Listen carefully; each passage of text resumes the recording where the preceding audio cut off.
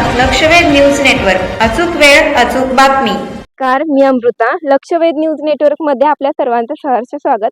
तर आज आपण नरखेड जिल्हा परिषद गटातील भांबेवाडी या गावामध्ये आलेलो आहोत. तर येथील जनतेचा कौल, लोकांचा कौल कोणाकडे आहे, कोणत्या पक्षाकडे आहे, हे आपण एक छोट्याशा ग्राउंड रिपोर्ट माध्यमातून एक छोटासा आढावा घेणार आहोत. नमस्कार दादा. तिकडून घ्या. तुम्ही बोला सुरुवात. बोला. तर आता ज्या जिल्हा परिषदच्या निवडणुका तोंडावर आले, तर काय वाटतं आता भाजपकडून लखनदादा शिंदे आहेत आणि शिवसेनेकडून संतोष पाटील आहेत, तर काय वाटतंय कोण निवडून?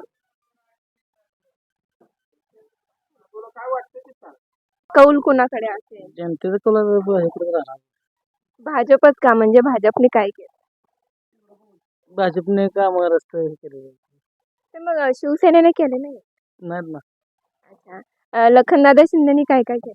लग्न शिंदेने काय केलेलं नाही, पण त्याच्या मागच्या काळात केलेलं आहे.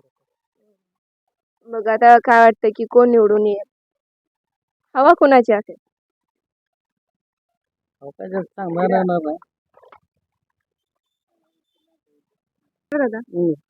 तर आता ज्या जिल्हा परिषदच्या निवडणुका चालू आहेत, तर त्याबद्दल आता भाजपकडून लखनदादा शिंदे आहेत आणि शिवसेनेकडून संतोष पाटील आहेत, तर काय वाटतं जास्त हवा कोणाची असेल?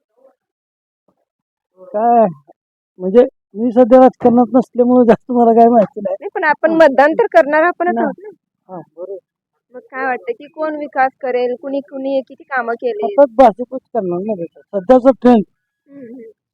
तर मग शिवसेना करणार नाही का, म्हणजे संतोष पाटील करणार? ते सत्तेतलाच आहे ना, ते काय विरोध पक्षातला नाही. नाहीये, पण वेगवेगळे पक्ष तरी आहेत, कुठली तरी असली तरी. तो पण चांगला उमेदवार आपलं चॅनल कुठलं लक्षवेध. तर काय वाटतं म्हणजे जनतेचा कौल कुणाकडे राहील? तुरंत होणार, तुरंत होईल. काय सांगाल? तर आता जे काही जिल्हा परिषदच्या निवडणुका चालू आहेत, म्हणजे तोंडावरच आलेत, तर भाजपकडून लखनदादा शिंदे आहेत आणि शिवसेनेकडून संतोष पाटील आहेत. आमच्याकडे बघा पोलीस काम केलं नाही. 15 रस्ता आज 2 महिने झाला आहे असा बंद आहे. त्यामुळे आम्ही कुणाला आता सध्या तर कुणालाच टाकणार नाही. मतदानच करणार नाही? मतदान करणार, आम्ही नोटाला मतदान करणार. तसं नाही, म्हणजे 3 आता महिने वाया रस्ता बंद आहे. घालवण्यापेक्षा 15 तरी पूर्ण आपल्यावर वाया काय नाही, वाया जात नाही आहे असं आम्ही नोटाला मतदान करणार. अवलंबून आपल्यावर आहे ना की आपण 3 महिने झाले रस्ता बंद आहे. आता 15 रस्ता पूर्ण बंद आहे. आता मतदान जरी नाही केलं तर मग काय करता, कुणाला टाकून जी ती सगळी तशी त्यामुळे कुणाला करता सांग. पण जरी मतदान नाही केलं तर कोण ना कोण निवडून येणारच आहे. काय ती बी आलेली करणार नाही, ती मागची बी काय करणार नाही. कोण बी आलं तर काय करणारच नाही ना. इकडं कोण काय, ह्या गावाचं कोण काय विकास करत कसा नाही. होणार? एक पहिला विकास ना हो, या बांबडीवर कोण विकास करत नाही. मग कसं होणार भांबेवाडी? अशी बी करत नाही तशी बी करत नाही. राहू द्या म्हणते काय असं गाव. पहिले बी कोण करणार इकडे का. आता गावकऱ्यांनी काहीतरी केलं पाहिजे की याच्यावर. जनतेला काहीतरी केलं पाहिजे. जनतेनं काय करावं सांगा. आता गेल्यापर्यंत निवडून दिलं त्यांनी काय केलं सांग. पण आता त्यांनी बी काय निवडून, त्यांनी बी काय केलं नाही, कोणीच काय केलं नाही.